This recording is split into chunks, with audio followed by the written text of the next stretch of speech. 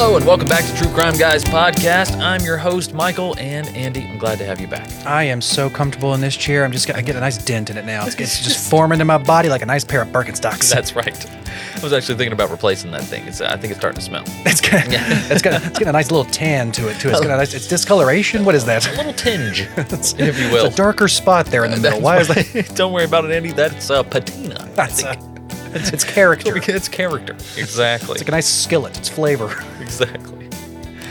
Well, guys, if you don't know, if you missed us last week, there was no episode. Andy had a death in the family, so we decided to give him a little time. But we are back. 2 weeks ago, we talked the tragic death of Lacey Fletcher, the girl who basically died fused to the couch in her parents' living room. Quite a devastating case. If you guys haven't checked that out, please do wherever you listen to podcasts. And this episode, you can catch this very episode on Patreon with no ads and bonus content. I would say you could catch it early, but it's kind of late now. It's kind of late on the free platform. These Patreon guys are listening to this early right now, though. Yeah, that's true. They are. So who am I talking to? I never know. But guys, thank you. If you are subscribed on Patreon, that is the best way to support the show. You can check out patreon.com/truecrimeguys. Also, check us out on YouTube. We put up shorts on there as well as full episodes of our other podcast, Strange and Unexplained. So please subscribe there on True Crime Guys on the YubTubs. We also may be going back to doing video for our TCG proper cases, these episodes like this. Andy, we are discussing that, guys, and possibly uploading shorts to the free platform and then putting that video on our Patreon. So something to look out for in the future. We're hoping to move to that pretty soon. Yeah, you guys can't get enough of our just fugly mugs, just doing all the faces and doing all the voices and doing all the different antics. You know how much I talk with my hands, guys? How many times I hit this microphone? That's true. Andy doesn't really turn on without the cameras, you know? The cameras just turn me on. That's right. That's right. The mics, they titillate Andy, but the cameras, you get full Andy. Yeah, these mics are just foreplay. That's right. That's right.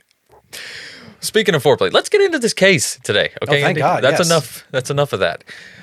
Today, we are talking about a very interesting case, one that was recently solved, but actually dates back, 30 years? Just about, yeah. Yeah. On February 24th, 1986, the body of 29-year-old Sherri Rasmussen was found in the apartment that she shared with her new husband, John Ruetten, in Van Nuys, California. She had been beaten and shot 3 times. The LAPD initially thought the case was a botched burglary with no suspects, but Sherri's father believed that Ruetten's ex, Stephanie Lazarus, was responsible. But was it really that simple? And don't forget, Andy, the husband did it, right? That's the old adage. Did it. That's it. The husband always did it. They were married for 3 months. The husband did it. Case closed. That's it. Roll that intro. Yeah. Oh, that's Van Nuys, by the way. Do you know John Ruetten? John Ruetten? Ruetten. Oh, yeah, I went to school with him. You did? Yeah. How long did you know him? Gosh, I went to school in, went to UCLA in 1978 I started, and, met him at school at the dorms. There's notes and stuff that he knew you and stuff. Oh, yeah, I mean, we were good friends, lived in the dorms for 2 years. You guys lived in the same dorm? Yeah. Oh, okay. Yeah, Dykstra. Okay. Were you guys just friends or anything else, or? Yeah, we were good friends. Yeah.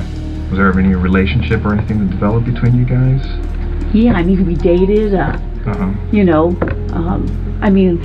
what's this all about? Well, it's relating to his wife. Okay. Okay. Did you know her? Not really. I mean, I knew that he got married years ago. Did you ever meet her? God, I don't know. Do you know who she was or anything? Well, let me think. God, it's been a long time ago. I may have met her. I may have. Do you remember her name or anything, or?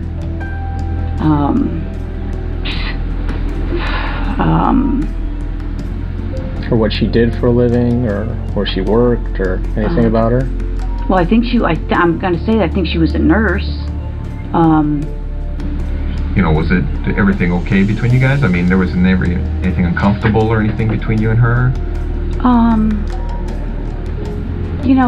I don't know. I mean, it's been so many years. I mean, uncomfortable. I mean, I can't even remember if we had a conversation. I mean, we may have. I may have seen her at his apartment. Geez, how many years ago was that? I don't even know what year she, got killed. All right, so our story this week begins at the University of California in L.A. Oh, UCLA, Andy. California. That's right. From 1978 to 1982, John Ruetten, an engineering major from San Diego, occasionally would hook up with a lady named Stephanie Lazarus, a fellow Dykstra Hall resident and a political science major from Simi Valley, California. Listen, it's college. Everyone has a little fun here and now. Everybody hooks up, whatever. They're kind of like friends with benefits. Right? It's free. It's college. Free love. Have a good time. And both of them were athletes, so they were probably in great shape, Lazarus played on the junior varsity women's basketball team, and John actually just played like pickup basketball or like intramural basketball. Yeah, got the intramural. But, it kept them active. Kept them in shape. Frisbee team. That's right. And it was said that Lazarus would often steal John's clothes when he showered, and she also took photographs of him in his underwear while he slept. And according to one of the interviews with her, she's a self-proclaimed photomaniac. Photomaniac. She's a photomaniac, Andy. All the photos. She takes photos of everything. I'm just addicted to photos. I just love taking photos. I can't get enough of these photos. I gotta look at them. I gotta smell them. I gotta taste them. I gotta eat them. I gotta be photos. I am a picture. Life is a photograph. Exactly. Look at this photograph. Every time I do it makes me laugh, Andy. Every time. But Ruetten never considered the relationship as anything more than just necking and fooling around. Yeah, like I said, just a friends with benefits. Just kind of like this on and off again, college hookup, kind of, fuck buddy to an extent. Yeah. But they didn't actually have sex until after he graduated. And Ruetten later testified that they had sex 20 to 30 times between 1981 and 1984, but that he never considered Lazarus as his girlfriend or even a serious partner. No, I don't think so. Yeah, he never did at least. No, he did not. Now, after college, he moved on, and he accepted a job with a hard drive manufacturer, Micropolis. Meanwhile, Lazarus was admitted to the city's police academy and became a uniformed officer with the LAPD in 1983. Now, also around this time, John crosses paths with Sherri Rasmussen, a Loma Linda University graduate who specialized in critical care nursing. Is that like, I was critical care, is that like triage nursing, kind of like emergency room? Probably emergency room, surgeries, okay, that type of thing. OR nurse. Yeah, I saw that critical care in the timeline and in the research and stuff. I was just like, critical care, is that just like, trauma, triage? Like, I would think so. Just like, get the blood bags! Like, apparently she was damn good at it too. Yeah, you got that Nurse Jackie going on. Yeah, she was a very bright woman, one who began her college career at just 16. And Sherri quickly became the director of nursing at Glendale Adventist Medical Center in her late 20s. She also hosted presentations and teaching sessions for her colleagues in the nursing field. Fucking Doogie Howser over here. Seriously. She does it all, man. She was a catch. No wonder John was smitten with her. Goddamn young Sheldon, 16-year-old college student, whatever. She's smart. Yeah, man. She's smart. I mean, she's smart. Oh, yeah. Now, after finding out about Rasmussen, Lazarus stated, "I'm truly in love with John, and the past year has really taken a toll on me," end quote. In a message to Ruetten's mother in August of 1985, she went on to say, "I wish things hadn't unfolded as they did, and I may never fully understand his decision." And in her own personal diary, she wrote, "I really don't feel like working. I found out that John is getting married." Yeah, it's so strange at this point. She's even writing letters to John's mom. Yeah. It's like, she's not his girlfriend, and John has never told anybody that she's like my girlfriend. That is one of the most desperate ploys of an ex. Oh, is yeah. they'll reach out to the parents. Like, talk some sense into your child. Yes. You like me, right? Right. Why don't they like me? You can get him to see my point of view, right? Right, exactly. Mom? And apparently, Stephanie Lazarus wanted to talk things out, and so she visited Ruetten at his condo, and they had sex. To give her closure, Andy. It's not what you think. Yeah, just a breakup fuck. Just like Yeah. that one last Just hurrah. That's right. That's right. But of course, Lazarus did not feel that way about it. She felt like he had, reserved feelings. Mm-hmm. And also, he is engaged to Rasmussen at this point, to Sherri. Yeah, he is at this point. And she feels like he's leading her on. Yeah. And I will say... This is pretty shitty of him at this point. It is kind of shitty. Well, it is shitty, and there is at least the slightest, I don't want to say like silver lining, but there is at least the bit that, John does actually say that after this moment when he did cheat on, Rasmussen, he came out and told her afterwards, he was like, I'm really sorry about this. I made a mistake with this old college, hookup. And he was honest about it. He came out, told her what happened. Yeah. And they agreed to try and move past it. Cause they were just engaged. They had just started, they were going to be married and stuff. So Yeah. yeah, he did. He came out and told her. He was honest about it. He's like, I fucked up, but I want to be with you. Well, I didn't know that he actually told her. I thought that it just came out in court later on, Well, where he confessed to it. He confessed, but he did tell her that he early on had told her about it and Yeah. that they had agreed that, you were honest. This was a fuck up. Like I said, this was an old college hookup who came over and, kind of threw herself at you to an extent. Yeah. And he owned up to it and they moved past it. But, for fucking Lazarus thought he was just leading her on. Yeah. Thought this was we can rekindle this. Exactly. Yeah. She was not planning on going away.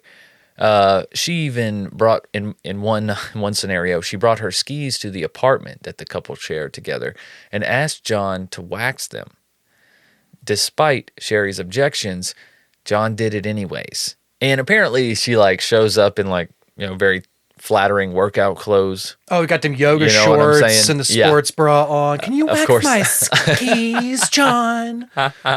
You going Exactly. You going skiing in that? You're going skiing in that. Going skiing in your Lululemons there? You got your pumps on? What we doing here? Yeah. And rightfully so, Sherri Rasmussen, she felt that the visit was strange, especially since Lazarus was dressed in the flattering workout clothes. And she asked John if their relationship was truly over. And he convinced her that the two were just friends. Now, Sherri pleaded with John to tell Lazarus to stop coming by. And John said only that there was nothing to their relationship and that they should just ignore her altogether. Yeah, this was never a good strategy for John. He kind of really did keep this well, if we just ignore it, it'll go away, right? Yeah. It's like, John, that hasn't worked for 30 years. It might have if you didn't sleep with her after you already committed to this other woman. Yeah. It's because really though, what does that say to Lazarus? Yeah, it does. It makes it seem like you are rekindling, or maybe you do have feelings really for does. her. It really does. Now, according to Nels Rasmussen, who's Sherri's father, Lazarus later visited Sherri at her office, and she told her, if I can't have John, then no one else will. And if I remember correctly, she was fully uniformed when she did that. So that's another thing to remember. Sherri starts using her position as an intimidation factor. Yes. She shows up at her work fully uniformed, fully armed and ready, and goes to threaten her to an extent. Yeah. But Sherri wasn't very deterred. And her and John married in November of 1985. Not long after, Sherri told her father she feared that Lazarus was stalking her on the street. That's got to be terrifying there. When you're just driving around and every time you see a cop car somewhere, you have to double check to make sure someone's not watching you. Well, apparently she would see her outside of her workplace, in the street, on the sidewalk, in uniform. Yep. Staring at her workplace and whatnot. So on a stakeout. Just freaking creeping her out, dude. Mm-hmm. Now, on the morning of February 24th, 1986, John left for work. Meanwhile, Sherri had a scheduled motivational speech at her workplace, which she was not crazy about giving. So, to, skip out on the speech, she told John that she might call in sick, saying her back was sore from aerobics the day before. Oh, my back. I don't think I can give that keynote speech on, what was it? On vascular... I don't think I can do that today. I can't do that. I can't, you know. I wish she would have. You know? Right, yeah. I wish she would have. But at 9:45 that morning, a neighbor noticed that the Ruettens' garage door was open, with no car inside. Mainly, Sherri's new BMW was missing.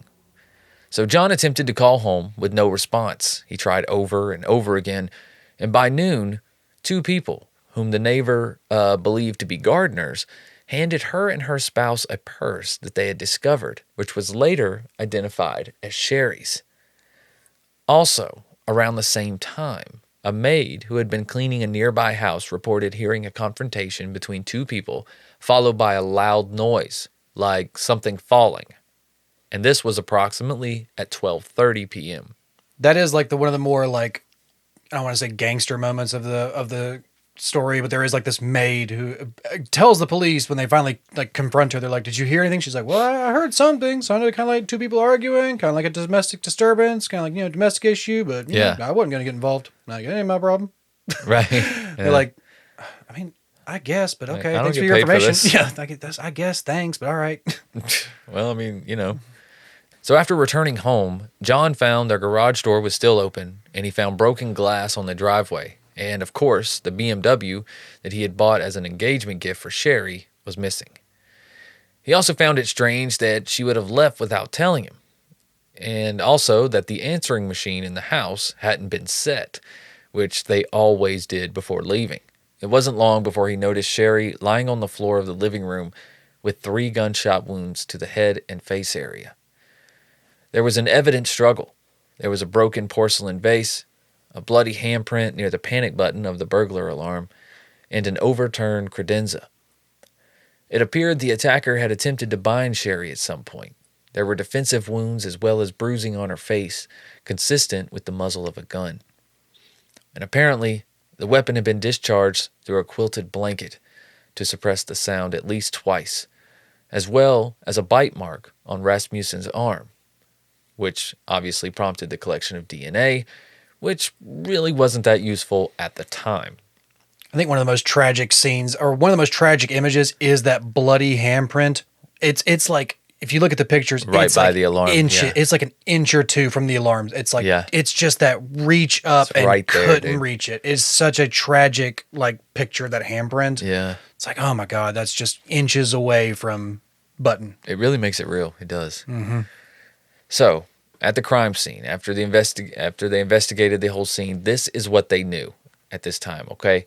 Sherri had been surprised, and she was murdered.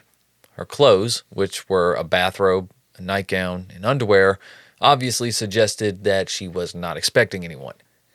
And it appeared that the perpetrator had been in the process of taking electronic equipment when Rasmussen came upon them, because there was stacked up VCRs and such and other electronics.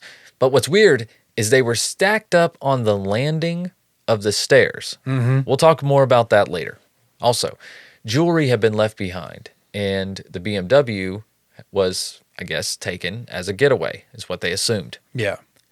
And then the abandoned BMW was recovered a week later. It yielded no new evidence except for these strands of dark, long hair. Oh, I wonder who those might be. Yeah, but those, they get lost, Andy. Right. Unfortunately, yeah. Just Spoiler swept alert, up, those get lost somehow. Yeah, it's crazy. Yeah, must have driven around with the window down, just blown right out, I guess. Yeah. Now, the only other item that appeared to have been taken from the home was the couple's marriage license. Now, the lead detective quickly ruled out Ruetten as a suspect, who ended up quitting his job and moving away from L.A. shortly after the murder. Nils Rasmussen and his wife Loretta, the parents of Sherri, told the detective about Lazarus's harassment and saw that he made a note of it. Ruetten later told the police that he and Rasmussen had never discussed Lazarus at all.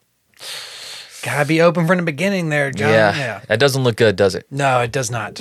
So the police remained focused on the burglary angle, especially because there was one reported in the same area in which one of the suspects had been carrying a gun, possibly a .38 caliber, like the one that had fired the 3 shots. Now, the bullets were later identified by experts as federal 38J plus P, police issued. Yeah, that's kind of those things are Yeah. pretty nicely marked. You know I what think I'm saying? so, You know, yeah. those government issued rounds. Yeah, it's pretty nice little stamp on there. Yeah. Also, the detectives found a bite mark on Rasmussen's forearm, which they found very unusual, especially since bites are more commonly inflicted by women. While the majority burglars are men, the theory still stood. Yeah. It's usually if you see a bite mark on a woman's corpse, it's usually almost like a post-mortem thing that they've run into and it's like a male bite. But when Right. it's like in the midst of the attack, that's more of like a female defense, or to an extent is what they would classify it. Yeah. So it's like, oh, this was done while she was being attacked. Like Yeah. this is like almost like a defensive wound. Like, so Absolutely. this doesn't look like it was any kind of like post-mortem bite or something.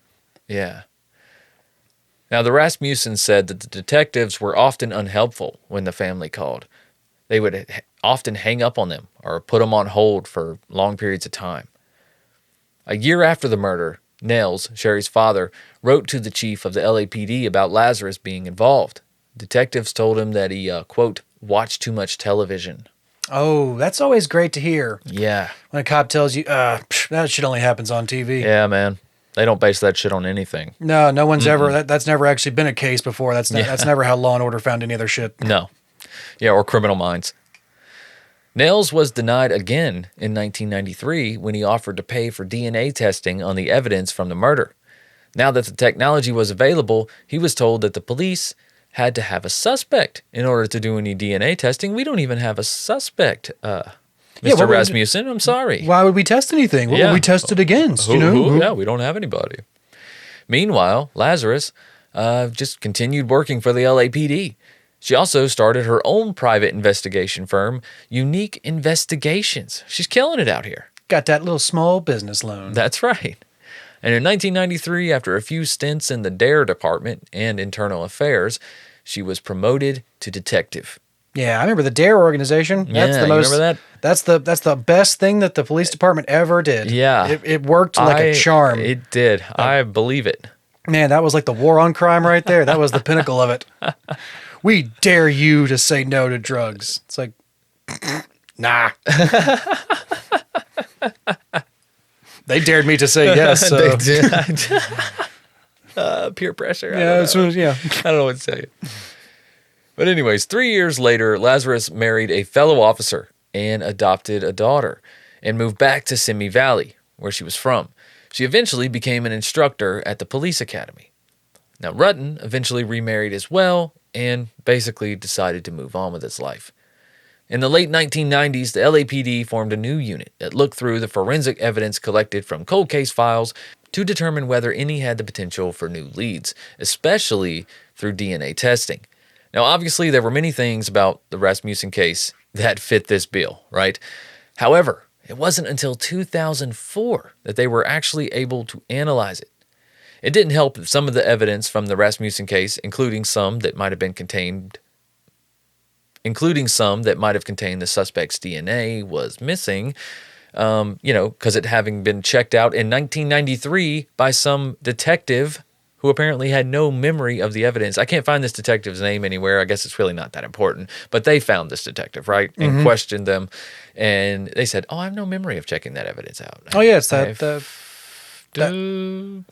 nice Rasmussen. that Wolf of Wall Street moment that I do not recall. I do not recall that. Brutal murder in a house.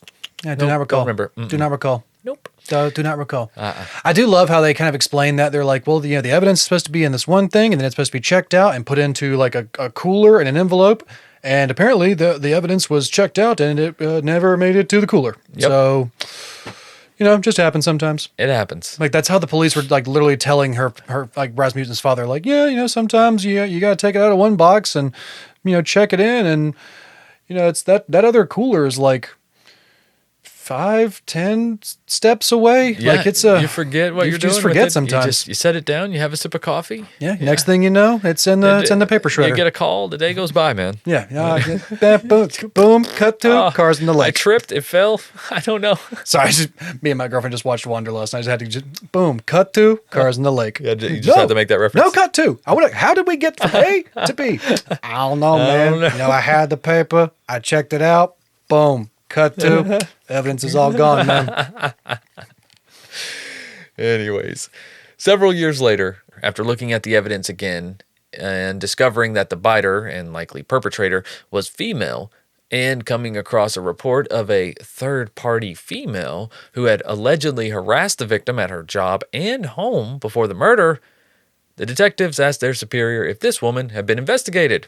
Great question, right? That's a great question. You ever look into that lady they were talking about? To which they responded with, "Oh, you mean the LAPD detective?" Oh, you mean Lazarus? Yeah. Who? Yeah, she's right over there. Lazarus. Hey, come in here for a minute. Oh, you mean Lazarus? Oh, you mean Lazarus? Yeah, come here. Hey, Lazarus. They said that the woman, a former girlfriend of the victim's husband, was a current LAPD detective and, quote, she's not part of this. No way. Not at all. Right. And again, they insisted that the case was simply a burglary gone wrong. No other detective wanted the case, and the evidence went back into the files. I love how they said, how can we even test the DNA? We don't have a That's right. suspect. Who can we test it against? So Exactly. They tested the first time, like, well, now you got a female. Yep. Like, that's fucking 50-50. You got 50 done. There you Yep. go. Half done. So that was in 2004, and they made a little bit of progress and then took 2 steps back. But by 2009, crime in LA had declined quite a bit, and detectives were looking into cold cases to increase the department's clearance rates. They reviewed the Rasmussen file and found it worth pursuing because the DNA test pointed to a female suspect. They decided the burglary theory was bullshit and that they were going to start from the beginning. That's got to be the best feeling for a police department ever. Just be like, hey, man, like, there's like nothing really going on. You guys want to like... look, it's like some old shit, man. You want to go like... You guys want to do like a prostitution sting or something? You want to go like what dig do you- out some like cold cases, like some like probably some cool shit happened like the 80s. You want to go check a look at that? Like, You could put like a bait car on the corner or something, man. I don't know, you Leave wanna the go, keys in the ignition. you want to go like infiltrate a motorcycle gang or something? Right. Like, I don't know. Like, you was just do something. It's so slow, Our man. SWAT gear's getting all dusty, bro. It's got nothing going on. Like, crime is so low, man. You want to go look at some old cold cases? That'll be fun. That'll keep our day busy. Yeah, there we go. That's like the pinnacle. That's like the best case scenario for police departments ever. Yeah, it really is. You want to go look at some old shit? It's kind of hard to believe. Right? But they looked at the case with different eyes, and they looked at it as a murder, with the burglary staged just to throw police off the trail. So there were quite a few things inconsistent with the burglary theory. For one, as I mentioned earlier, at the top of the stairs was a stack of stereo equipment atop a VCR. So if the struggle between Rasmussen and her attacker had begun upstairs and then continued downstairs, that stack would have likely been knocked down the stairs. And Yeah. correct me if I'm wrong. It made more sense to assume that it was placed there afterwards, right? After the struggle. And why the hell would a burglar take the time to stack up electronics on the landing of the stairs and then leave? Why not carry them out? Well, that sounds like something you'd see on television, Michael. That shit doesn't happen in real life. That's very true. What am I talking about? What are we talking about? It's a burglary. But the forensics reinforced this theory. On a record player atop the stack was a thumb-shaped bloodstain with no print, suggesting whoever left it was wearing gloves, but the blood was Rasmussen's. Now, from the 4 bound volumes of the case file, they developed a list of 5 female suspects. By then, Lazarus had been promoted to a higher rank of detective and was working art theft cases as part of the commercial crimes division. That's some classy crime solving right there. Art theft? Ooh, that's some You made it. That's some French detective shit right there. That's some Seriously. Benoit Leblanc. It's It's like some Sherlock shit. right? Yeah. Some glass onion shit right there. But still, even with all this evidence, the detectives ranked Lazarus as the least promising of the 5 suspects, mainly based on the fact that they read in the files that she and Ruetten had broke up the summer before the murder. Oh, good time frame. Yeah. Plenty of time to cool off. Yeah, she's fine. But they eliminated all but one of the other women. The other, a former co-worker of Rasmussen, who had helped some disputes with her, was eliminated by a DNA sample. So now, only Lazarus is left. So they kept their investigation pretty closely guarded, because her husband also worked as a detective in the commercial crimes division, and they didn't want her to be tipped off. You know, news travels fast through the department. This becomes like This is becomes tricky. This becomes like a real Departed scenario. This is shitting right where here. you eat right here. This is Yeah. tough. This is that whole like there's a rat. We don't know who to trust. We don't know which cops we are. got our an imposter friends. up in this yeah, bitch. we got the rat, and that's what I'm saying. This is very Departed right now. They got to figure out which people on their team they Yep. can trust and how not to leak this to other officers. To it might not get. Yeah, this is They had to investigate her without her knowing. Yeah. A detective. and without a lot of people in the department knowing. Yeah. not just without her knowing, but with Exactly. keeping that so closely guarded amongst the department. Exactly. So the detectives began looking into Lazarus's life during the mid-1980s. Another detective recalled that at that time, most LAPD officers had preferred a .38 caliber as their backup gun. In fact, they were required to purchase only weapons compatible with the Federal Plus P ammunition, which had been used in the murder, Andy, if you're paying attention. Like I said, got that nice little stamp on there. That's Cha-ching, right. Federally approved. And records showed that Lazarus had owned a Smith & Wesson .38 at the time. But conveniently, 13 days after the murder, she reported it stolen to Santa Monica police, but not to her own department's police. Not to her own police department. She reported it to Santa Monica. Yeah, she didn't go to like the armory department or like the armorer in the police department and say like, yeah, I lost my backup gun. No, Like I don't have. you went to a bunch of officers who have no idea who you are and what you possibly could be tied to. Yeah, it's like what you stopped in on your lunch break somewhere else. Like, oh, I was in the neighborhood. I was in you Santa know. Monica, you know. Hey, guys, I was in the neighborhood and silly me, I lost my gun. Well, it was stolen, she yeah, it's said. like I misplaced my gun. I'm sure someone took it. Do you guys have Yeah. a spare? Exactly. Yeah, it's like that's not what you do as a cop. Okay, that's not by the book. No, and it was very suspicious. Like for one, the location where Lazarus had reported it stolen was near a popular pier, so they assumed that she probably just thrown the gun into the Pacific Ocean. And without the weapon, DNA would be the only way to connect the crime to Lazarus at all. Departmental records showed that Lazarus had also been off the day of the murder. Officers would know better than to use their duty gun since it would have to be disposed of after the crime, and the penalties for losing a duty gun or failing to prevent its theft were very severe. Mm-hmm. Instead, it made sense to use a backup gun, like her .38. Not to mention, an officer would know how to do just enough to make the crime scene look like an interrupted burglary. Well, at least enough to satisfy an overworked detective. Right? Right. You know just enough to make it, a quick scan. This is what it's And going you to know, look like. Andy, LA detectives were quite busy in the 80s. Really? Can you believe that? Really? Mike? Yeah. They were quite busy. Were the 80s a tough time for LA? They were. Southern California in general. So realizing now that Lazarus was their prime suspect, the detectives arranged to secretly collect a discarded DNA sample somehow, knowing that they could do so without having to get a warrant, of course. So while off duty, Lazarus discarded a cup from which she had been drinking from, and it matched the DNA from the bite mark on Sherri Rasmussen. Surprise, surprise. Surprise, surprise. That's right. That was it was a really good stakeout too. They followed her like a Costco or something like that. They followed her for a while. Watched her and her daughter go out and have lunch or something like that. One of those old little stakeouts, and watched Yep. her with, oh, she's got the soda, and she put the soda in the trash can. All right, team two, Move. Someone's heading there right now with ice cream cone. Someone's heading right now with ice cream cone. Move. Don't It's gonna think it ruin the can. evidence. Somebody just tackles the kid. Just fucking drop kicks a child. Get out of the way, kid. Billy's business. Don't touch that trash can. But a short time later, detectives who had been selected for their lack of personal connection to Lazarus called her from headquarters. The detectives, Stearns and Yaramillo, told her that they had someone in custody who wanted to talk to her about an art theft. Now, after Lazarus had checked in her gun and entered the interrogation room, they explained that this was really about some loose ends that they were trying to tie up in the Rasmussen case. And since her name had come up in the investigation, hence you're here. That's always a great moment when she walks into the investigation room. She's like, all right, where's my file? It's like, actually, can you sit on this side? It's Yeah. like, wait, Wait, is no, that a wait, camera? I Is sit, that a? we what- sit what on is that. this? We sit on the other We side. It's sit like, on the- now, why don't you have a seat right here? It's like, oh fuck. How the turntables have. Oh wait. Yeah, she was just waiting behind that door. It's like, all right, can I give me the file? Give me the pre-brief right here. Yep. Let me see what I got working with. Let me what's this guy got right here? Go ahead and give me the info. And there's Right, you she's go, finishing up an email. Yeah, bring it in. and there's you go ahead, go on in there. He's waiting for you. Wait, why are you guys sitting where I sit? Yeah, where are you guys on that side? Wait a minute.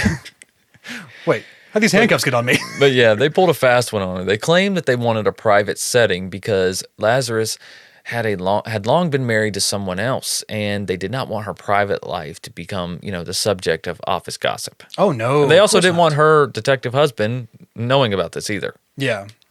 So the detectives knew that they would have to tread carefully since Lazarus was well aware of police interview techniques and her rights to remain silent and legal counsel, which she could invoke at any time.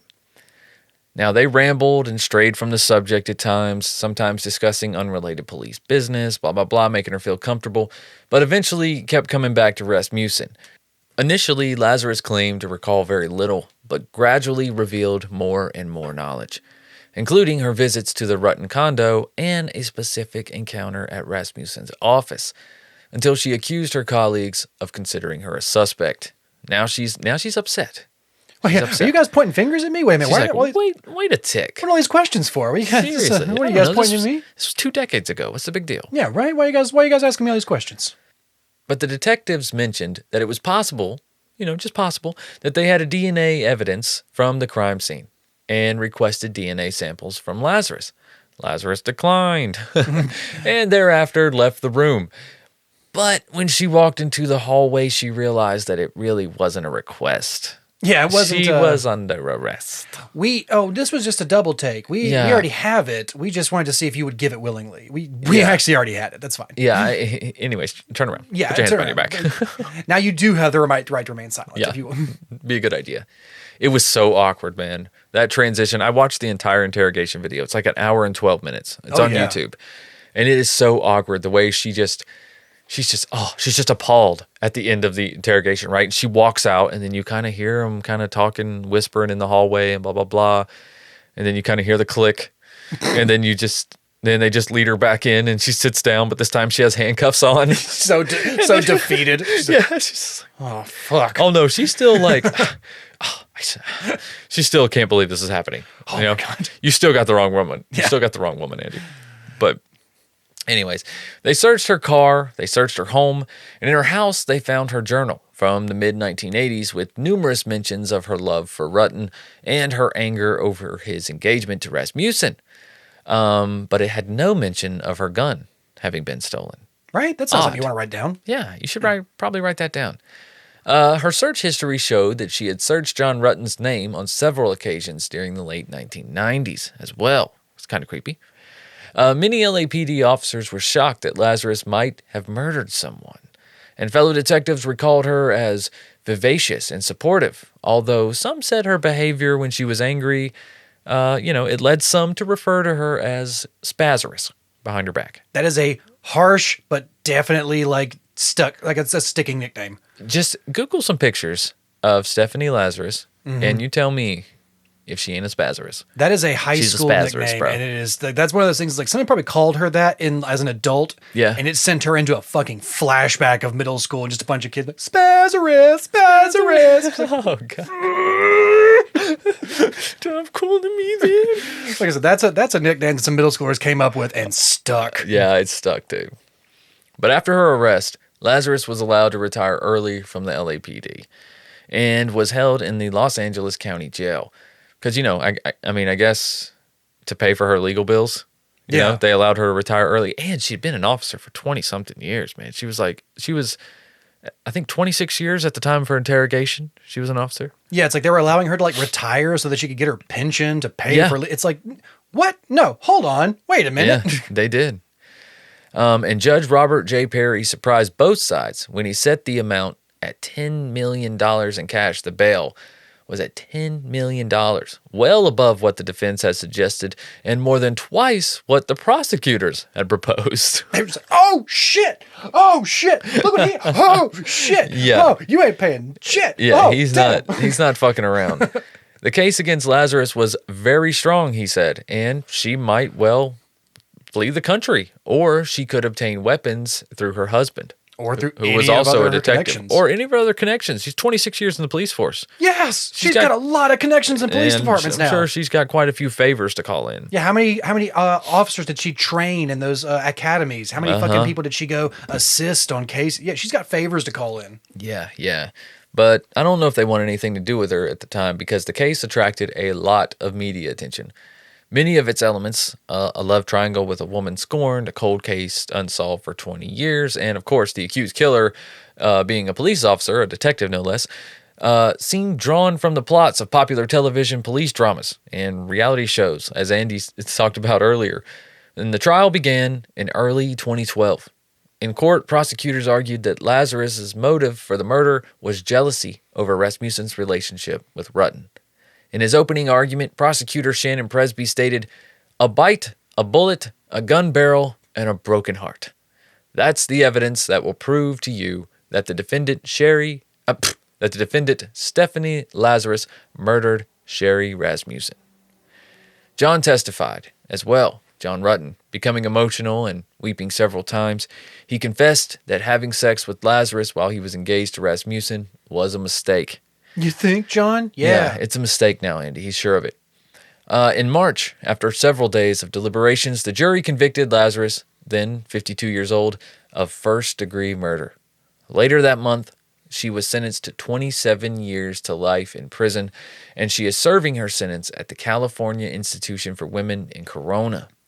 See, I feel like that point is like as soon as you get found guilty, as soon as you are found guilty and sentenced to prison, it's like you should not have access. You should lose that police pension. It's like you should not get your retirement anymore from the police. It's like, no, I get that you served for 26 years, where it's like, but you murdered someone and used your police power to cover it up for 20. It's like, no, you should I don't know what some of the legalities are You should there. give it to her daughter, though. Possibly, but her daughter's not even blood. I get it. It's one of those things. She's not a true Spazarus. It's not. Yeah, you don't got that spaz. But yeah, it's one of those things. It's like, okay, you did your years, but now you killed somebody and you're going to prison for it. You shouldn't be able. And you did that while you were a cop and you used your police powers to cover it up. Right. You should not get your pension anymore. You shouldn't get to retire. That should be, sorry, withdrawn. Yeah, sorry. I guess your pension's just going to go to putting new vending machines in the break room. Sorry. Yeah, or like I said, or her child. I feel like that'd be all right. But it's not over yet. In 2010, the Rasmussens filed a civil lawsuit against the city, the LAPD, Ruetten, and Lazarus. They alleged that the cover-up, including the act of allowing Lazarus to periodically review the case file, and the LAPD's hostility towards them, starting on the night after the murder, amounted to a violation of their civil rights, intentional infliction of emotional distress, and fraudulent concealment, as well as wrongful death against Lazarus. I was a little confused at why they included Ruetten in that lawsuit. Like I was a little bit confused unless they kind of blamed him for leading it. And they feel like he did nothing. He saw the signs, he saw the warning sign, and he literally said, "Ignore her." Yeah, you literally did nothing. Yeah, and I get that. Yeah, it's like that negligence and stuff like that. But it's at the same time, I wonder how much John was afraid of to be like, she is a cop now. It's like how much who do I, if she's stalking you, if she's threatening you, it's like, who do I call? Do I call the police and tell them that this police officer is threatening us? It's like, or it was like, it's kind of one of those things that's like, a good point. Maybe his best solution was ignore it. Like, what else can we do? When you're in that situation, it's hard to think about like, oh, do I go to internal affairs? Do I go to the city hall? Do I go to the local government? It's like, where do I go to report this police officer? Right. So you don't think about all those things in the moment when you're, especially this was like, early 90s. This was, 1983 when they first got together. And then when the crime happened, this is 86. What was it? Something like that. Yeah. People didn't really think about that back then. They didn't think I can go to this channel, I can go to this person or this department, and that's how I get these this information taken care of. This was back in the 80s where if a cop was threatening you, you probably were pretty terrified because you didn't know who to call. So you might have to look at John and be like, you did nothing, you didn't do anything, but I have to almost ask like, what could you have done at that time? Like, who could you have called? Who could you have reported her to? Like, but at least if he would have called the police, there would be record of that call. Yeah. You know what I'm saying? There would be documentation of the report. There would have been somewhat of an investigation, even though she is a detective. I think there would have been hopefully there would have been some type of documentation, a paper trail of some kind. Exactly. And then he could say, look, I told the police and they did nothing. Like I called somebody. Exactly. But alas, this civil suit did not work out for the Rasmussens. the city was found to be immune from liability for all of the claims except the civil rights violation. And when the Rasmussens filed an amended complaint consisting of just that, the judge dismissed it. And the Rasmussens tried once more, but the California Supreme Court declined to hear the case in March of 2013. Also in 2013, Lazarus applied for an appeal, but her conviction was upheld. And they was like, no chance, bitch. You are not getting out. No, like I said, I imagine that just when that judge hit her with like that $10 million bail, because the prosecution's Yeah, like, he was not fucking around, was you know, he? prosecution's like, we request the bail to be $500,000, maybe $5 million if you're really feeling generous. If you're feeling, like it's a big thing, 10 million. Just oh god, oh shit. Okay, thank you. Cool. Fist bump. Yeah, yeah, damn, right. Fist bump. All right, cool. Yeah, the prosecution, I guess, recommended like $4 million. Yeah. And then the defense, I'm sure theirs was in the thousands. Yeah. What if we give you $20? Something obtainable. Yeah. Something obtainable of Sherri. But I'm sure she made good money. I mean, she's a damn art detective in L.A. And a trainer and all these. She's worked. Oh, that's true. Yeah, worked at a bunch of different departments. She's got a good pension. She's built up probably a pretty good nest at this point. Yeah. But yeah, just you could tell that judge was not fucking around. But then you get to the after effects of the city being like, listen, she's in jail. That's the best you're gonna get. It's kind of one of those sad little realities sometimes when it comes to bureaucracy and red tape. It's like sometimes it's one of those sad things. It's like sometimes you got to be happy with what you got. Yeah. It's like she finally got in prison. You got the person. Yep. She's in prison. It's like, what do you want? I mean, it's like how much more can you get from anything. that? Yeah. You can't go back and fix the 30 years of her being free. You can't fix the corruption or whatever you thought there might be. Nope. But you got a victory. It's like, exactly. And sometimes that's just all you can hope for in these situations is just, we got the person. We may not get, refunded. We may not get, retribution. We may not get retribution. We may not get reimbursed for this. Yeah. But we get peace of mind. And that's sometimes the best you can hope for. Absolutely. It's right up there with an all-natural deodorant that smells amazing and works great. It's right peace up there. Of mind, yeah. Peace of mind, smelling great. Exactly. And lucky for you guys, we have Oh My Gaia, right, Andy? And that'll give you both right there. You'll have peace of mind about smelling great. That's right. Oh My Gaia is an innovative, all-natural deodorant, fragrance, and beard oil company specializing in paraben and aluminum-free products. And guys, I'm sure there's a scent to fit your vibe, from vanilla, cherry almond, sandalwood, lavender, lemongrass, Egyptian musk. You gotta really get that K in there. Coconut, dreamsicle, leather, lumberjack, honeysuckle, fireside, bergamot, amber, pear, sweet pea, sailor, barbershop, and of course, you can't forget true crime pine. Can you, Michael? I haven't forgotten it once. And I forgot other scents. I keep a bottle of that beard oil in my car. Whenever I go into work, I just dab a little bit on my hands, just smack that on there like it's an aftershave. Bada boom, bada bing. Right, sitting next to me in my Everybody's little like, "Hey, Andy, right, what's going on? You smell great. Look at you not smelling like devil's lettuce this morning." Yes, it's very good at hiding scents. ohmygaia.com. That's ohmygaia.com is where you can find your scented oils, beard oils, or all-natural deodorant. And because you're True Crime Guys listeners, you can use the word CREEPER for 15% off. That's CREEPER for 15% off your order. You can give them a follow at shop_ohmygaia on Instagram or ohmygaia.com. ohmygaia.com. You guys will not regret it. And you'll smell great. Oh, yeah, absolutely. We do in here. Absolutely. Getting all sweaty in here. Don't smell a thing. Don't smell a thing. It doesn't smell like sweat, I'll tell you that, Andy. No, it does not.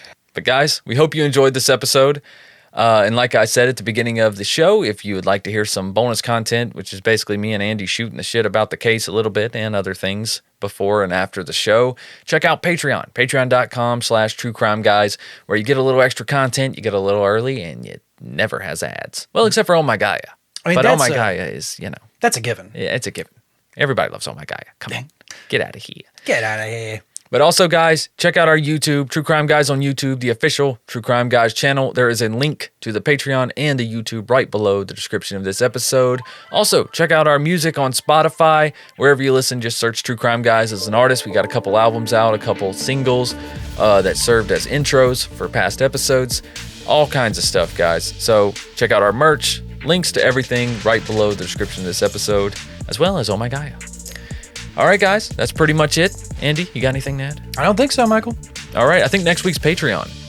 I think so. We're getting pretty close to Patreon week. It is. It's Patreon week next week, so we'll be here with some headlines and shenanigans. It has been a busy month, too. We got some things to talk about. Great. I'm looking forward to it.